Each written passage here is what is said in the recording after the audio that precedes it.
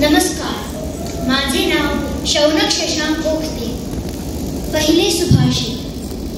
सुखार्थी चेत्यजेत विद्यां, विद्यार्थी चेत्यजेत सुखं. सुखार्थी नः कुतो विद्या, कुतो विद्यार्थिनः सुखम्.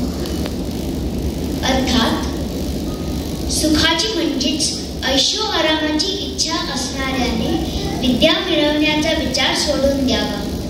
विद्या मिळवण्याची इच्छा असणाऱ्याने सुख मिळवण्याचा विचार सोडून द्यावा.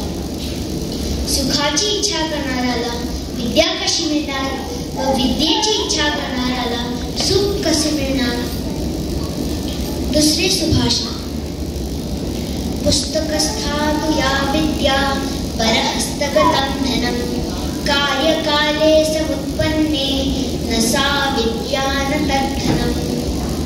अर्थात केवळ पुस्तकातच असलेली विद्या म्हणजेच जी वाचलेली तर आहे पण आत्मसात केलेली नाही अशी विद्या व दुसऱ्याला दिलेला पैसा जेव्हा गरज पडते तेव्हा ती विद्या व ते धन दोन्ही उपयोगी पडतेच असे नाही.